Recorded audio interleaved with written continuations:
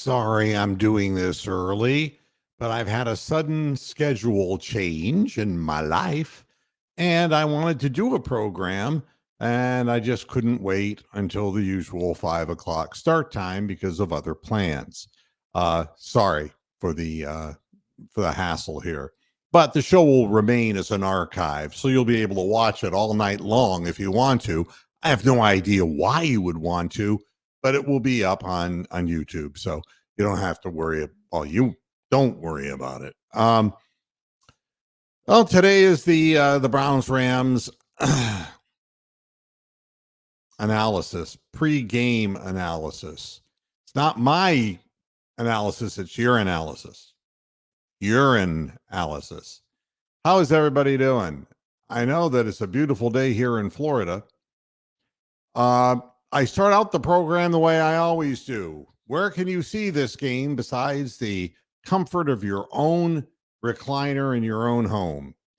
Well, I don't know if there are any tickets remaining for the game if you're on the West Coast, but there's only two areas in the country that can watch this television game, game on the television. And it's in the Ohio area. And I'll name your cities: Cincinnati and Columbus and Dayton and Toledo and Cleveland, and also in Charleston, West Virginia, that has been annexed into Ohio for some godforsaken reason, and also in the greater Los Angeles area. That's it. The rest of the country is going to be seeing San Francisco at Philadelphia, a far more entertaining game. So that's what we have. As far as you don't have much choice. If you're in the Ohio area, you got no problem.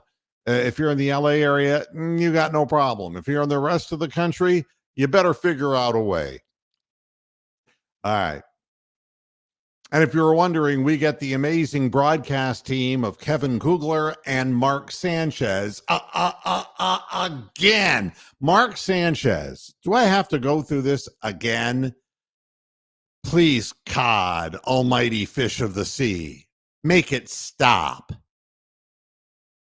Mark Sanchez. No, I don't have anything more to say about that.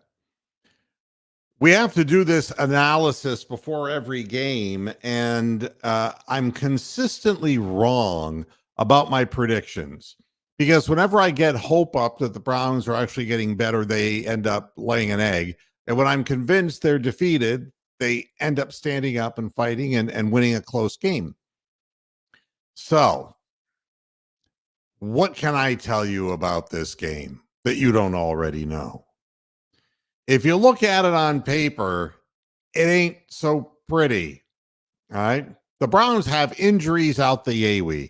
And I don't have a finalized word because Friday practice is just, concluding, and I have no finalized information. Hi, Tom. Hi, Rick. Hi, Ron. Hi, Gemini. Nice to see you guys getting into the studio and into the chat room. Despite my incompetence at scheduling programs at the proper time. But I appreciate you coming in and sharing this with me. I don't know who's going to play and who's not going to play at this point, but I can say that the Browns have a significant injury problem. As I stated in the program on Monday, I knew that Kareem Hunt had hurt his groin. It was not talked about on the telecast. That's because Mark Sanchez was pontificating on something thoroughly insignificant and something that made no sense whatsoever. He carries on, and that's what he does. But Kareem Hunt has been limited due to a groin problem. Wyatt Teller, limited. Juan Thornhill, limited. Now, this is all of as of Thursday, as of yesterday. Nick Harris, limited. All right. Marquise Goodwin will never play again. And I told you it was a mistake. So he's escaped the blood clots and he's ended up with a concussion. It's like, next. DTR. He's still not sure what's north, south, east, or west. Denzel Ward, as of yesterday, he did not play, and I don't expect to see him out there. Anthony Walker, he has both a hamstring problem and an illness. Maybe he's sick of his hamstring being injured. I have no idea. You don't be talking about Barry White. You know, maybe I could really do this the right way, shouldn't I? He's dead, so we'll put an echo on him. Yeah, this is Barry White. I just wanted to say this. A mind is a terrible thing to waste, and this is the Love Unlimited Orchestra. I don't know why I do these things. My audience is everything to me, and I don't care what I'm supposed to be talking about. I'll get sidetracked for no apparent reason. Denzel Ward is the difficult situation for the Browns because we saw there's really nobody to pick up for him, predicated on Newsom's performance last week. It's going to be a problem. Anthony Walker, from what I understand, might be back, but Ward, I've heard no positive word on whatsoever. As far as the Rams, do you believe this? 2 guys. That's all. 2 guys. And if you look around the league, the Browns consistently, week in, week out, have the highest injury list number of all the teams, consistently, week after week after week. And somebody's got to look into this because there's got to be something about training methodologies or whatever. This can't just be bad luck. So right off the bat, we're going to be, and then of course there's the Joe Flacco thing. Before I get into that whole mess, the Rams statistics this year, if you look at where they're at, Matthew Stafford's thrown for almost 2,500 yards. Williams, their running back, has run for almost 600 yards. He's averaging 5.3 yards per carry. Freeman, the other running back, 4.6.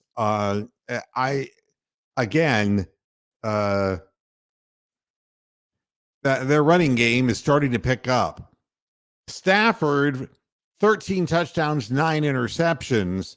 However, he's been sacked 20 times, so there is a way to get to him. But the problem is that he's on the upswing. And this is what we ran into in Denver, too. It isn't, when we look at a schedule to begin a season, it isn't who you're playing, it's when you're playing them. Because certain teams will get their shit together as the season progresses. And it looks like the Rams are doing the same thing that basically the Broncos did. They're starting to blossom a little bit in the back end of the season, which is not unusual for some veteran teams. As far as receiving is concerned, Nakua has been just tremendous this year. Just tremendous. He's averaged almost 13 yards a reception. He 924 yards of receptions, including 3 touchdowns. This guy is the bailout receiver. He runs good patterns. He's got really good hands, and he's had a great season. Atwell, 467 yards. Cooper Kupp, who's been shortened by injuries, he's coming off an ankle, but he'll be healthy, of course, against the Browns. And 393 yards of receptions this year. But he's a guy who can really hurt you, averaging 14.6 yards a reception. Their tight end, Higbee, is reliable, 10.4 yards per reception. As you can see, the people who are catching passes for this team are getting downfield, unlike our team, who doesn't ever go downfield. In fact, if our team were birds, they would not migrate. They would just stay within 15 yards of their home nest and never go anywhere else. Just telling you the facts. Now, if you're looking at them defensively, they don't have as many sacks as a defense as the Browns defense. Browns have 34 and the Rams have 25. Aaron Donald, no surprise, he leads them with 5.5 sacks. Young, their linebacker, with 5. Hecht, their other linebacker, with 5. So the linebackers are the ones getting to the quarterbacks, with the exception of Aaron Donald. Turner, their defensive tackles, had 4 sacks.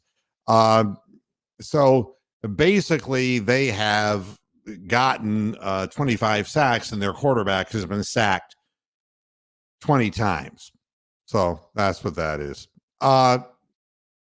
Statistics don't tell us everything, because it depends who you're playing against. The problem with the Cleveland Browns right now is that they're giving up too much rushing yardage as opposed to what they had done the first 9 games of the year. And now the last 2 have not been pretty. Teams are running what appear to be trap plays, predominantly north-south plays, not running wide. And the Browns are not able to stuff the middle like they have been, stringing plays out on the edge and getting penetration on the wider runs. Their punter is averaging 48.3 yards per punt. So field position probably not going to be a major advantage because of the quality of kicking. As far as the Cleveland Browns are concerned, you know that Myles Garrett has 13 sacks. There's a video of him doing push-ups on an exercise ball where he appears not to be favoring that left shoulder and arm too much. I do not really believe that he is going to be anywhere near full effectiveness. I would not be surprised if he comes out of the game during the course of the game, to be honest with you. I don't know that he can do this.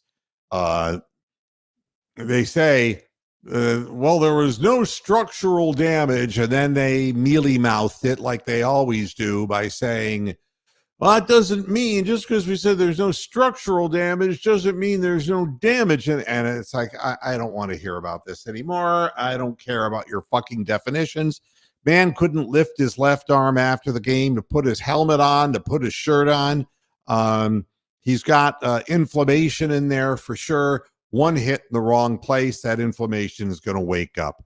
That's kind of that. They've given him injections, I'm sure, to slow down the process of that inflammation. But that's that. But again, if you look at Myles Garrett, the next highest guy is Okoronkwo with only 3.5 sacks, and Tomlinson with 3. Elliott with 2.5, Zadarius Smith with 2.5, Koromoa with 2.5, and then Taki with 2, and then Harris with 1.5. So we really have one predominant pass rusher, and he is nowhere near 100%. As far as the Browns' running game, the numbers are really starting to drop here. Ford, averaging 4.3 yards per carry with 628 yards, has done a totally respectable job considering the circumstances. But Kareem Hunt is a shell of himself, averaging only 3.2 yards per carry, with only 286 on the season, with a hurt groin. In short yard situations, I'm not sure that Kareem Hunt's going to even see the field, because if you need him to get that extra push, that's not likely to happen with a bad groin muscle. So that becomes a problem. And then the elephant in the room is Joe Flacco. And I'd like to tell you that, that life is a goddamn motherfucking Disney movie, but it isn't. Not everything is a feel-good return for 38-year-old quarterbacks who haven't played for God knows how long. The last we saw of Joe Flacco, he was throwing a lot of interceptions. He was losing football games for a lousy football team. The one thing about Joe Flacco, when Joe Flacco was manning and heading the Ravens, is that if you could put pressure right up the middle on him, he would throw off his back foot, and that's where his interceptions would take place and a lot of his inaccuracies. People don't realize with that the vast majority of his career, the guy has completed 58% of his passes. He is not an accurate thrower. In his best seasons, 60 to 61%, he's not accurate. And this is why when I read these stories, Joe Flacco set to start versus Rams with DTR still in concussion protocol, it's definitely exciting. If you like heart palpitations as a fan, it's exciting.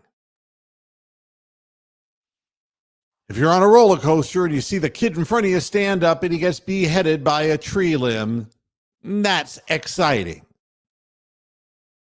I don't know what could be that exciting about this, except that I'm sure that Flacco is excited because he figured no team was interested in him and he would never play again.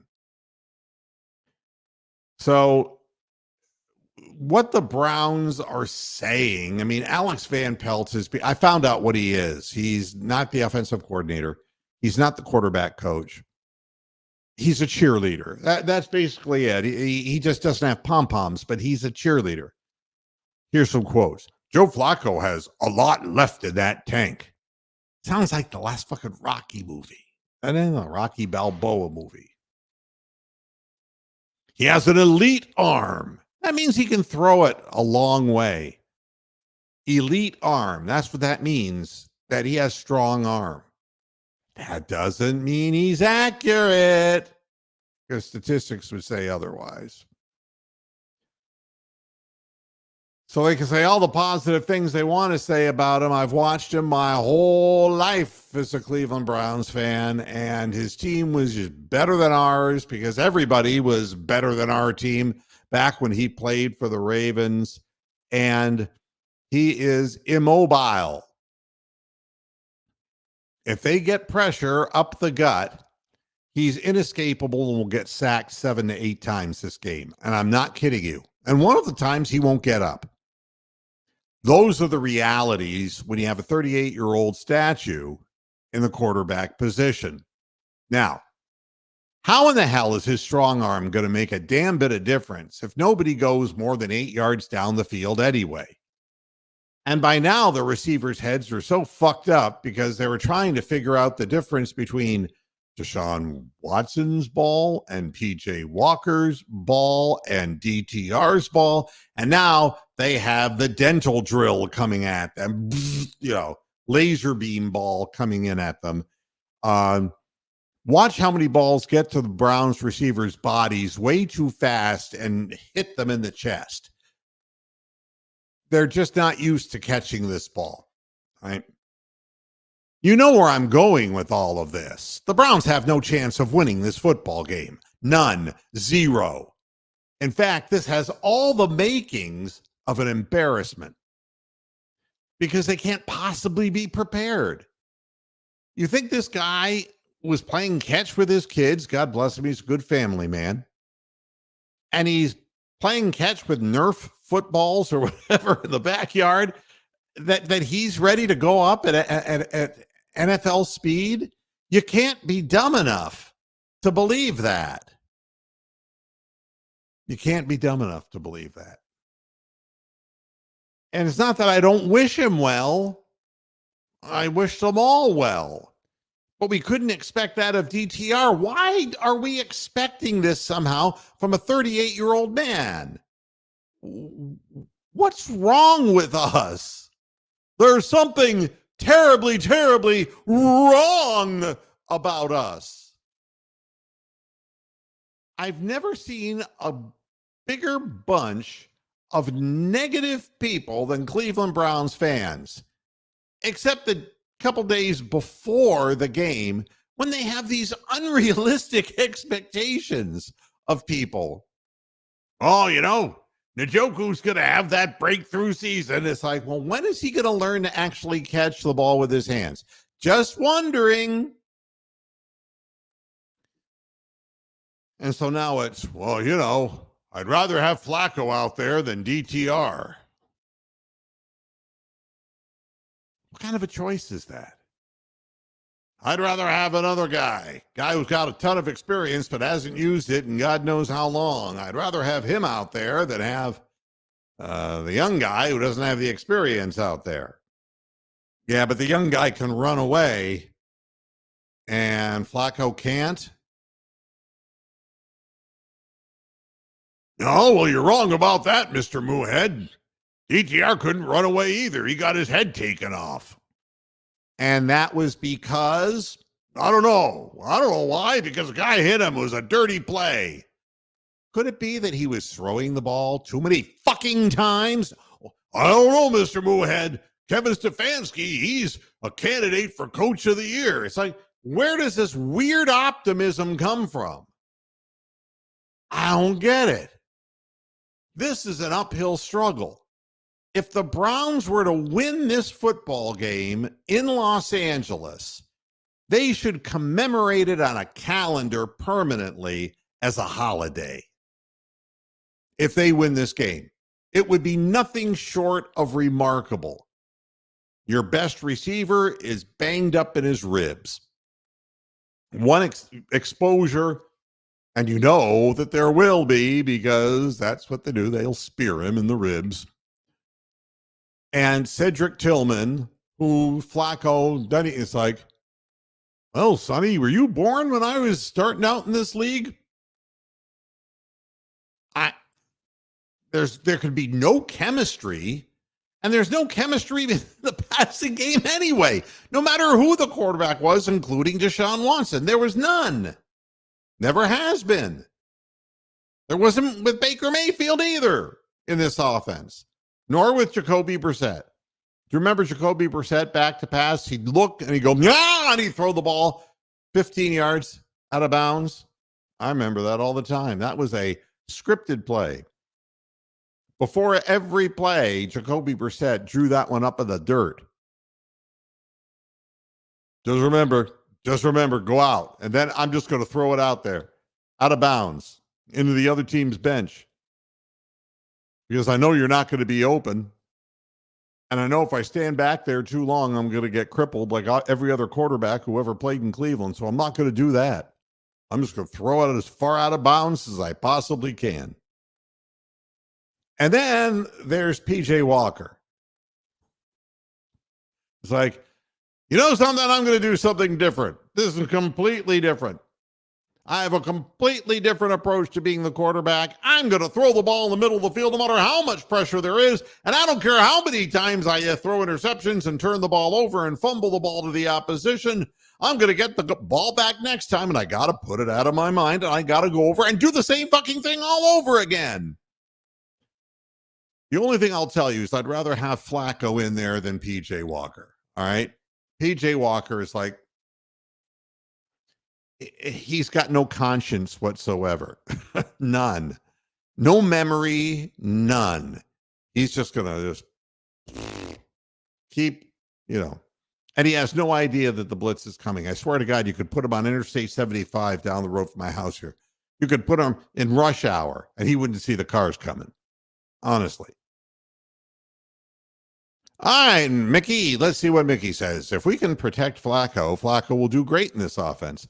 We won't have to run with the quarterback either. Run the ball to set up play action. Well, and let's talk intelligently instead of a cow, being grumpy and complaining. There's truth to what you're saying. Play action works if you actually believe that the running backs could get the ball. And that's where we'll start with this, Mickey. And, oh, Mickey, you're so fine. It blows my mind. Hey, Mickey, how you doing? You have to establish the run before play action works. That's the first thing. So you can't come out with a game plan like we did last week and just start throwing the ball randomly. That won't work. You're not going to have I would imagine you're not going to have the shotgun situation. He'll be in standard drop back kind of mode, so you will be able to run more play action. So that could be an advantage if Flacco is able to complete short passes that this offense is designed to deliver in narrow windows. The problem I have, Mickey, is that I don't know how we can expect him to be fine controlled right now. It's not, it would be like a pitcher who hasn't pitched really regularly in 3 seasons and we expect him to have pinpoint control. Flacco's mechanics, I don't think he was working on his mechanics playing with his kids in the backyard.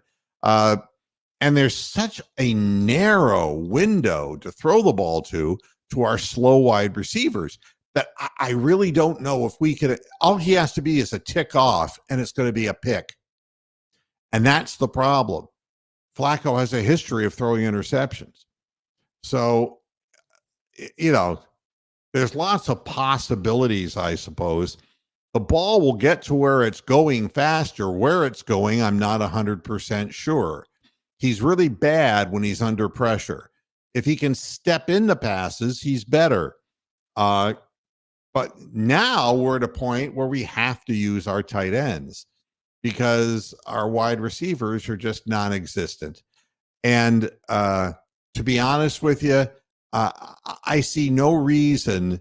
You got to go with Amari because he's the man. And you got to go with Tillman, who showed a little bit of something finally last week when he got the opportunity to see balls thrown his way. But Elijah Moore, I just don't see anything. I just don't see any reason why Elijah Moore should be playing. He can't block. He can't run a crisp pattern. He runs the wrong pattern constantly. And he runs east-west, and he makes a bad call twice as bad by trying to, for a lack of anything, I'm trying to think of the word that I would use. He improvises backwards the wrong way. And Gemini saying, please keep Harrison Bryant out of the game. Well, the fact of the matter is in short yard situations, you're going to need tight ends to block, and you're going to need tight ends who can flare out and catch passes.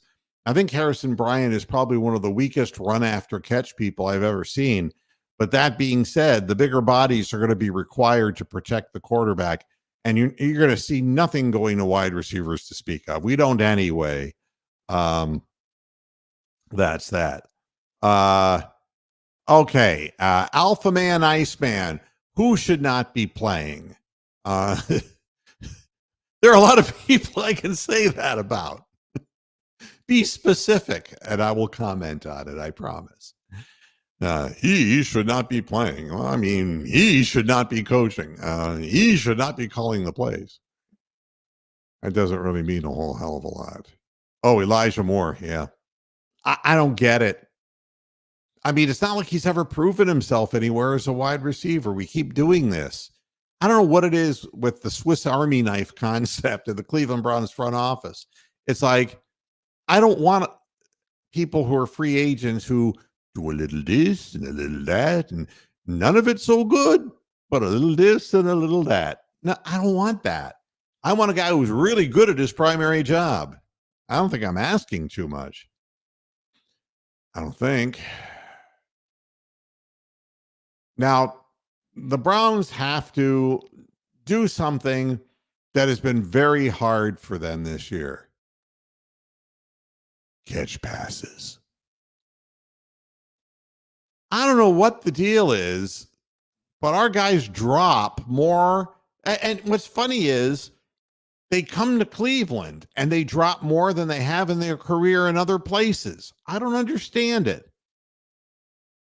Is it just that they're not paying attention? Is it that our offensive scheme doesn't impress upon them the importance of?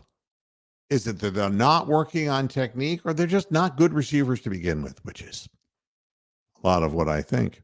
It's been a long time since we had a guy like Jarvis Landry who was just, if the ball was in his area code, he was going to catch it, And yeah, I mean, DTR, I will say, it's not that he has a strong arm, but boy, he compensates by winding up on the short ball, doesn't he? Now I will do my impression of a receiver turning to look for the ball. Yeah. It's like one of those 3D movies, Ball's right on top of him, eating him alive. Yeah, it looks like even the best-handed receivers, either the ball isn't delivered quite where it should be with DTR, or it's just fired out of a cannon, and high out of a cannon, which is the worst thing that gets tipped, and then it can be intercepted. But the Browns have dropped so many passes. They only have 24 plays over 20 yards. That's 27th in the league. We don't have a true deep threat. We were saying that in the preseason and before. We were screaming at the front office, do something about this, and they did nothing. The Browns offense has scored a total of 3 touchdowns this season. However, including their other pass catchers, Njoku and Harrison Bryant, they have 7 touchdowns this year. They are 30th in the league in passing touchdowns. And yet we didn't run the ball last week to begin the game at all. The whole team has only 2,218 receiving yards, and Nakua has 975 by himself. One man has almost half the amount of yards that the Cleveland Browns as a team has amassed this year.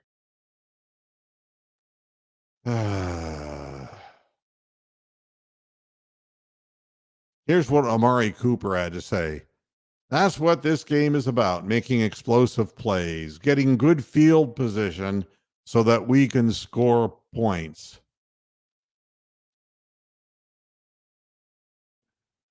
What explosive plays? If that's the name of the game, and it's what it's about, we're failing.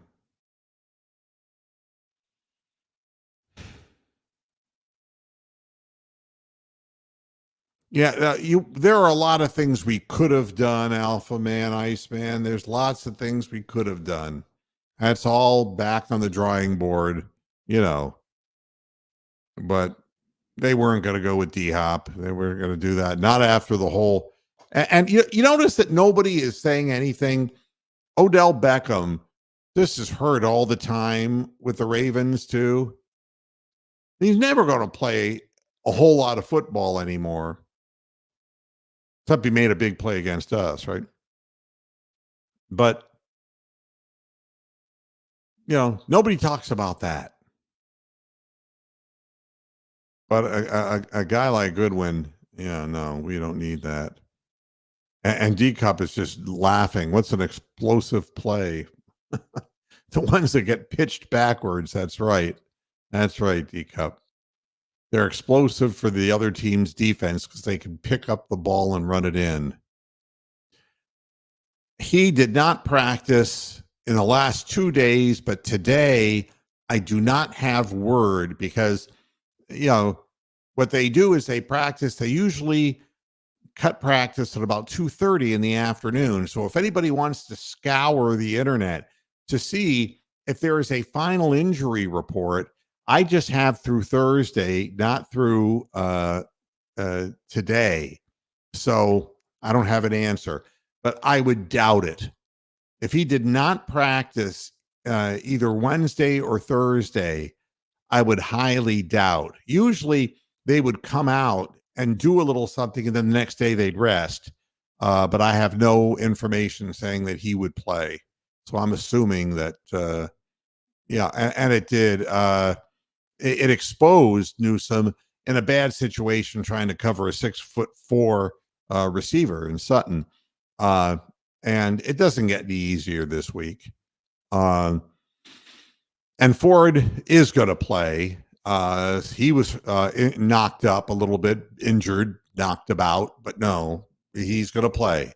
So we do have him, but You take away a primary receiver with Denzel Ward, and that makes everyone's job so much easier. I don't understand what happened to Emerson and why Emerson was not given the responsibilities to cover Sutton. I'm not sure what the situation was about that, but because I don't know and I have no inside information, I can't complain about it because there may have been a reason for that. But when you start dropping as many balls as the Browns have, it's just really difficult. And it's not just one guy. I don't know whatever happened to David Bell either. He's been passed on the depth chart by Cedric Tillman. And Tillman was behind him the whole year. And David Bell, they said he had a knee injury, but I never heard what the knee injury was. And he's back in uniform, but not seeing the playing field at all. And I just don't understand why we hold on to players. If David Bell can't even make it out onto the field with this group of wide receivers, either one of two things is the case. Either he is not sufficiently talented enough to play in the NFL, or the coaching staff and front office are inadequate and they don't know how to analyze players and figure out how they can help. David Bell has better hands than the people who are on the field, way better hands than a guy like Elijah Moore. And what I don't understand is Elijah Moore's not running good patterns. I would rather see David Bell do his 8-yard thing than to have, a guy in there as a decoy for an end around, every so often getting it and losing 14 yards when he does and dropping passes.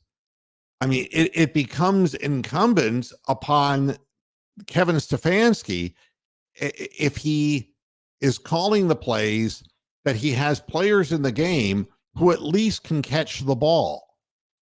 And we know that Njoku can't consistently, but he's big. And if he can get the ball into his hands with a short little screen pass, he can run over people. David Bell's going to get no yards after catch. He's not going to do that. But he'll hold on to the ball. He'll catch it.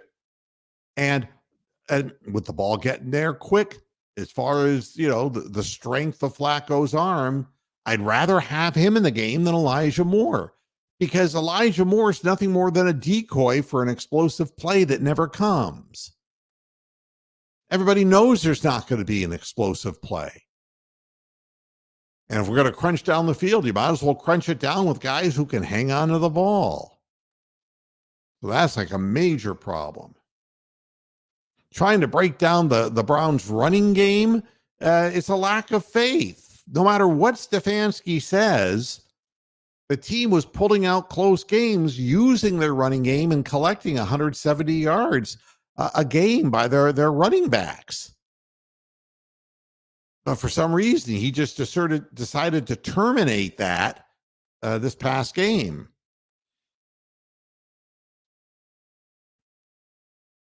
But the numbers are looking bad. A running game can only thrive if it's utilized often enough to maul another team. And our offensive line is supposed to be a good bunch of maulers and good open space blockers. You would think that, what do you have to lose? If you're going to do short passing, you got to have the run mixed in. You got to move the flags. You got to shorten the game, keep the score down, and let your defense maybe make a big play here or there to give you field position to get into touchdowns. You have a great field goal kicker this year. So you got to do what you got to do to win. And, if you win 14-10, or if you win 13-10, it's a W. And the thing that, I don't know, it's like Pittsburgh has no problems winning that way. And the Ravens have no problem winning that way. And they don't complain about Lamar Jackson. And, well, they do complain about Kenny Pickett. But still, they have no problem taking the W. I don't know what it is about the Browns coaching staff, specifically Kevin Stefanski. It's like he feels like he has to shake things up. It seems like he's restrained by that running game And he's like a manic depressive. He's like a bipolar guy. And like every so often he needs a high. And so he calls that fucking end around, you know? That's what it feels like to me. But if you're going to play the kind of offense that he's playing, it's got to be a knockdown, drag out, first down by first down by first down, wear them out. And that way you'll get some rest for your defense too. So they'll play optimally in the number of plays that they have to play out on the field. So, it was funny. I saw a quote about Schwartz, Amsterdam. I guess he's latched on with the Dolphins somehow. And the Dolphins offensive coordinator said he has world elite speed. And I'm just laughing. It's like, that's the only thing anybody's ever been able to say about the guy. He can't take a hit. He's a concussion waiting to happen. He has no hands. He can't catch the ball. He can't run a pattern, but he can run in a straight line. I mean, if he were to be an accompanying person who broke into a store or a jewelry store and stole jewelry, you would give him the jewelry in the hopes that he wouldn't drop it and run as fast as he could to wherever it was he was supposed to go. That's the kind of guy he is. But he probably would fumble some of the jewelry along the way. But,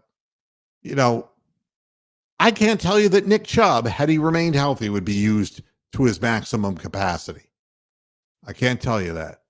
I think Jerome Ford has done a nice job. But for some reason, they have this desire to run east-west when the entire offense is predicated upon really running off tackle. That was the whole thing. Picking holes and zone reads and all that kind of good stuff and zone blocking. That's what it was supposed to be. And it would be nice if that's what would happen. And there's no excuse now. Can't blame the Negro, okay? You can't blame Deshaun Watson because he's not here anymore, all right? Well, he has to line up in that in the shotgun formation, and that takes all that away.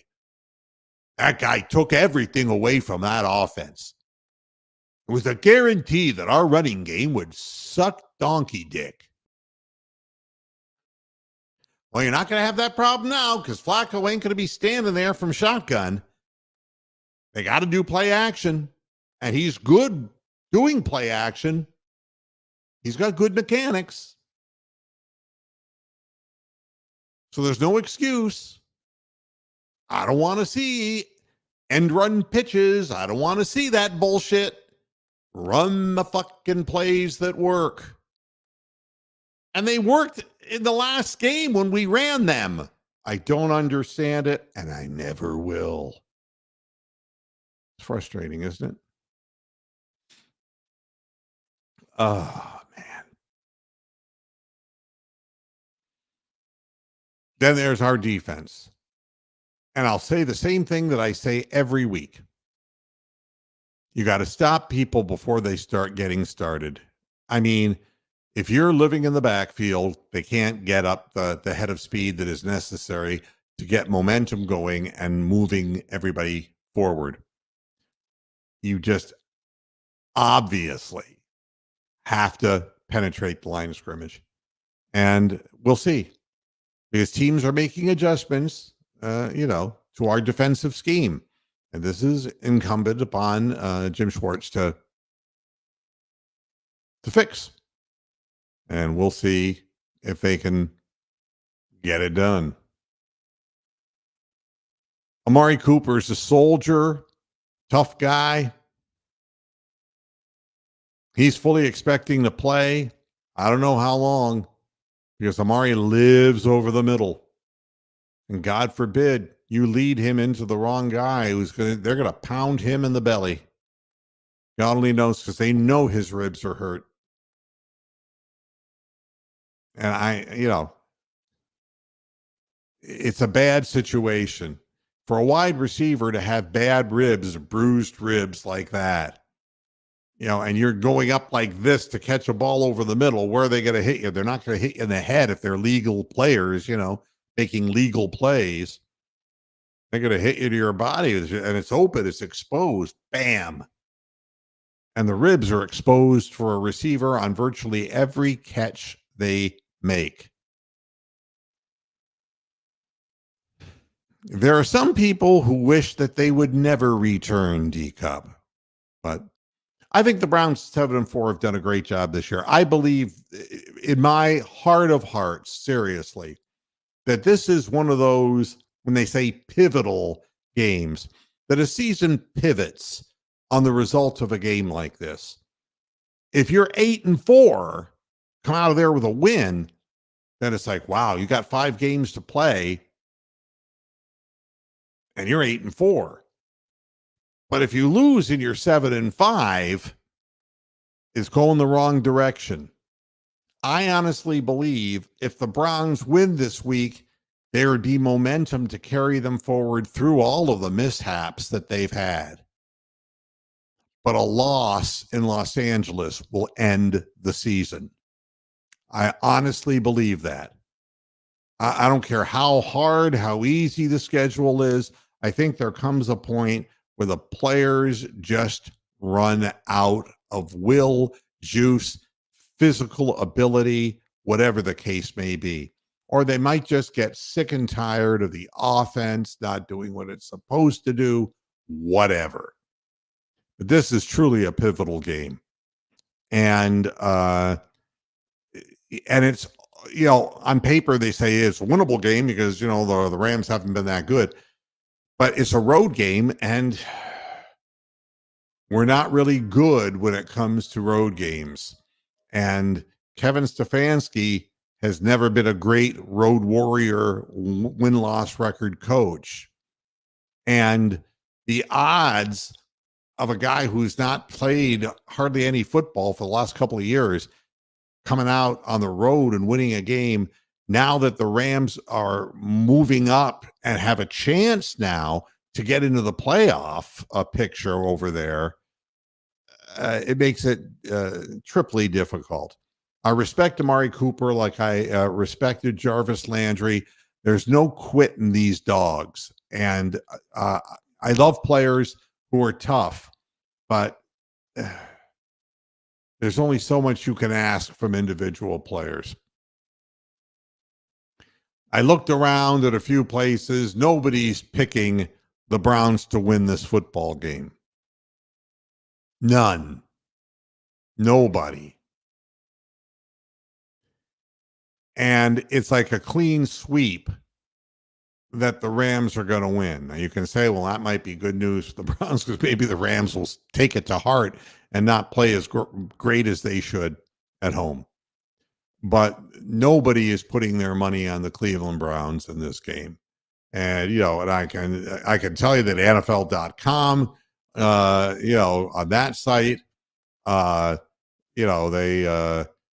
they all have the Rams winning 23-17, 24-18, 21-17, 23-14, and 20-17. And this was predicated on them not knowing that Flacco was going to be the starter, right? That's what they're saying. People at CBS Sports, good old Pete Prisco.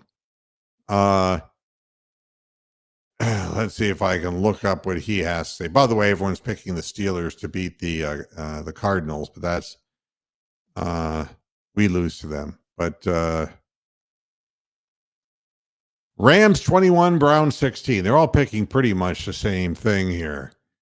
And as far as the Bleacher Report, they're picking the Rams 22-17 over the Browns. So you're going to ask me, what do I think is going to happen? 30-13, the Rams. I don't think this game's going to be close. And I think it's going to shut down the season for the Browns.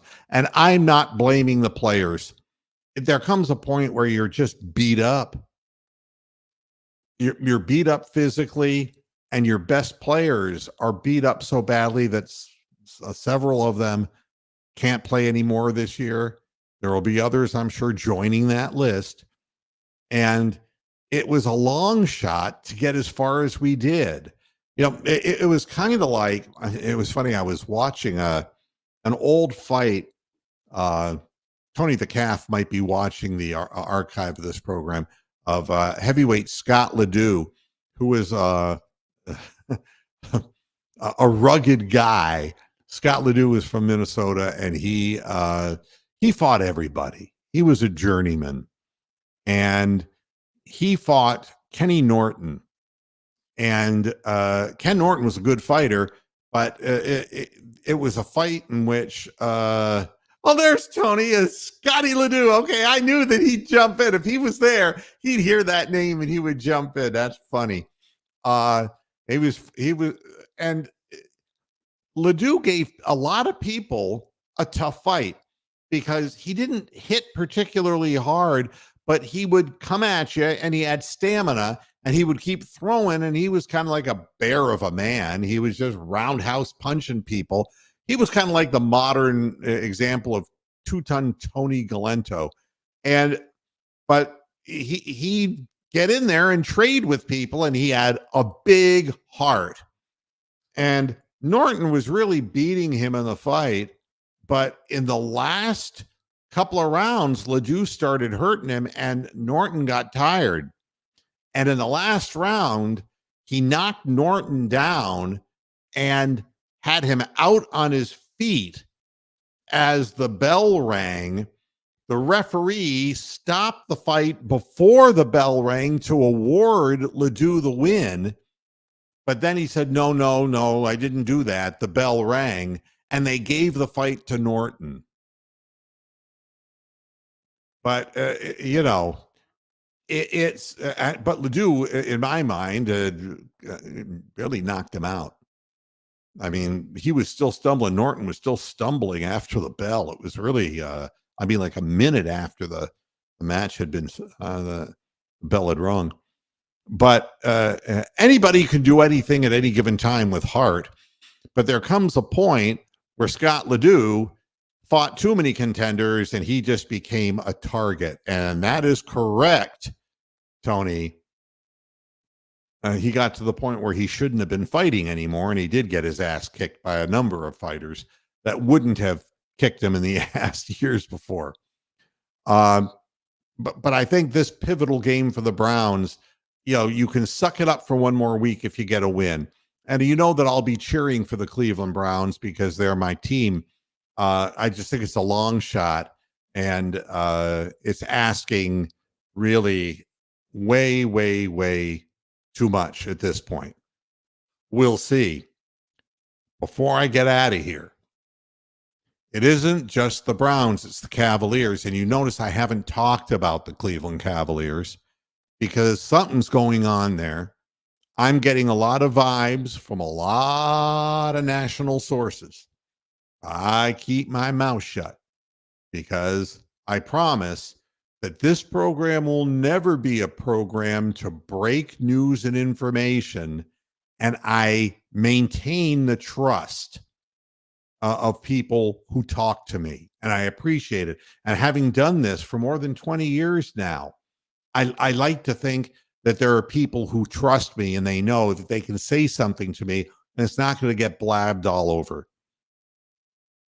It's if you saw JB Bickerstaff's post-game presser after the horrible performance yesterday, he's a man defeated, a man lost. He looks like a man who's lost his soul. He has no idea what to do. And what I can tell you is this. He is running an offensive scheme that his father, Bernie, helped devise 30 years ago. It's outdated and it doesn't work in today's NBA.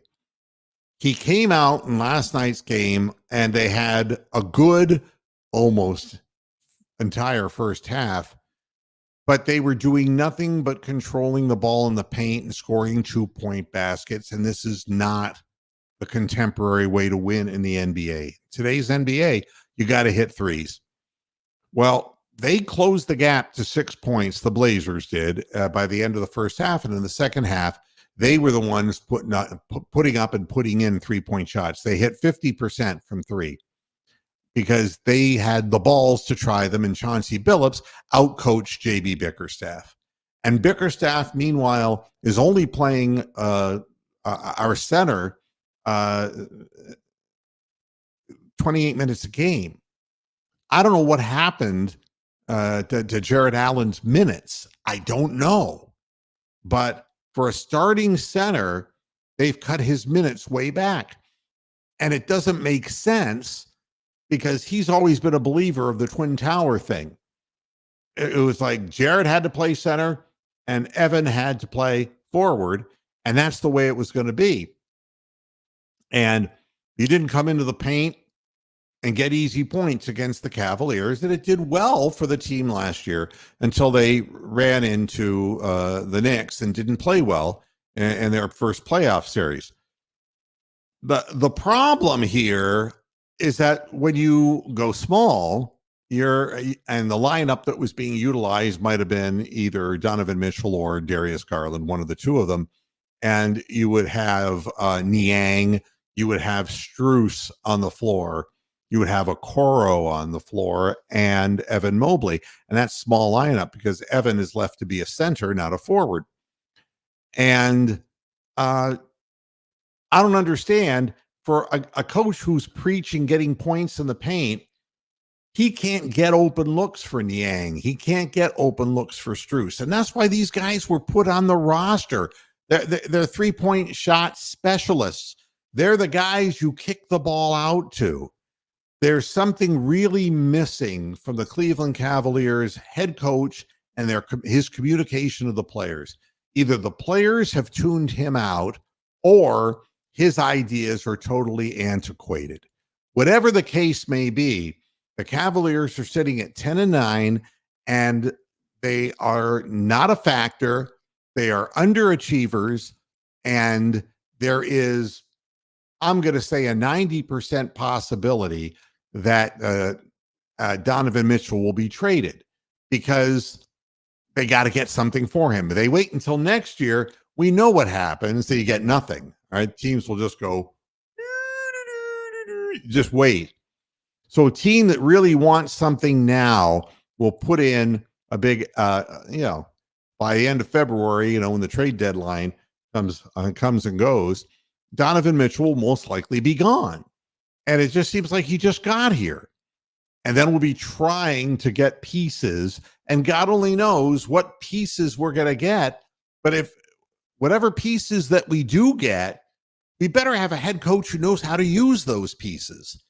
And with all the information that has been publicly printed that I can talk about, Dan Gilbert is taking a more active role. Yes, he still suffers the results of a stroke, but he's gone through a tough time in his life, not only his own health, but the passing of his son. And he's getting more involved now in the day-to-day stuff. And we know what that means because he's the biggest meddler ever. Ask Tyronn Lue what it was like, and Tyronn Lue quit. He literally quit because it was wrecking his intestinal tract. Honest to God, he got sick from worry and lack of sleep, being called in the middle of the night. Dan Gilbert would call him in the middle of the night to chew his ass out. These are facts. I can talk about that shit now. Wasn't allowed to talk about it back then. But a book don't change its cover. And Dan Gilbert's, got to be breathing down Bickerstaff's neck like there's no tomorrow. So I got to figure that he's not long for all this. And Donovan Mitchell is the only thing that the Cavaliers can get something for, theoretically. And it's a shame because we don't get to keep good things in Cleveland as a mid-tier market in the NBA. And it will be right back to 35 wins a season. That's where the team is heading. And it's a shame because we could have been so much more, but we wasted this on a guy who's coaching a strategy that's 30 years old. And it's frustrating. Bickerstaff has never been a great coach and great mind, and he's being outcoached by people, and the players, the effort really wasn't there. I mean, the thing that was really crushing about watching last night's game is that the players just stopped giving. They stopped trying. And you could see on Bickerstaff's face, you should go and watch the presser afterwards. He was just, he looked whipped. He just looked like a whipped puppy, like he had no answers and was just out of ideas and out of energy. And he looked like a guy who's going to lose his job imminently. So he loses to the Pistons, who were winless in the month of November. If he loses to the Pistons, he'll be fired immediately. I don't even need national information to tell you that. It's going to be a very difficult time for the Cavaliers as well. I hope the Browns show up and play a good game and give it their best shot. I hope Joe Flacco stays up on his feet and has a moment of redemption for all the years that he had to play for teams like the Jets. And maybe he can do a little better. I hope he doesn't turn the ball over and he doesn't get beat up. I hope that, we run enough patterns for him, intermediate wise, that can move the flags, but not put him in danger for a long time in the pocket. That's what I hope. And I do believe they will lose 30-13 because that's what I believe. My heart wants the Browns to win this football game, and we'll see what's going to happen. And I'll be with you at halftime and after the show, after the game with the post-game show, and we'll see what happens from there. Hi, Kathy P. The question that's being asked before I get out of here is Stefanski using the players at what they do best? Well, here's the thing. It's almost as if the front office is drafting players who do what Kevin Stefanski wants to do. The system isn't devised, predicated on a what should be situation. It's seemingly what we have. And that's the thing that's so curious about not utilizing a forward passing game in today's NFL that has any explosive play capability. The fact is, we don't have wide receivers who have outside speed, who are deep threats, who can catch the football. So, in that sense, he's using players at what they do best, which means he's not running them long and he's trying to protect his quarterbacks from being killed. And it hasn't really worked out this year. But other than that, he's got to figure he's got a voice in what the front office is drafting and the free agency people that are being brought in, and they passed on every wide receiver in the draft and in free agency. They just passed. They didn't do anything. It's the same thing they did with the backup quarterback position when, and I'm not going to tell you that Joshua Dobbs is God's answer to quarterback or backup quarterback, but they left themselves in the most precarious place, and it ended up catching up to them. And so now you have to bring in a 38-year-old man who was playing catch with his kids last week. So I think Kevin Stefanski has a playbook that is this bizarre, 8 yards, 8-yard pattern kind of things, and mixed in with a running game periodically and trick plays. I don't see it as anything deeper than what my eyes see, because I see no real pattern. I mean, with Woody Hayes, he would hand the ball off and hand the ball off and hand the ball off. And it's like, okay, 3 yards in a cloud of dust. That's good old Woody. But I don't see any consistency from Stefanski, Kathy. I really don't. I see the running game work, and then he gets rid of it a week later, and then he replaces it with a mad bomber concept, and then with trick plays mixed in with players who haven't had reps. It's a very strange thing. We need an offensive coordinator very, very badly in Cleveland. And I'll keep Stefanski as the head coach, but we need an offensive coordinator. That's what I can tell you. Thanks, everybody, for tuning in. I will see you again on Sunday evening with the halftime and post-game shows. Until then, hasta la vista, Pasture Heads. Good night.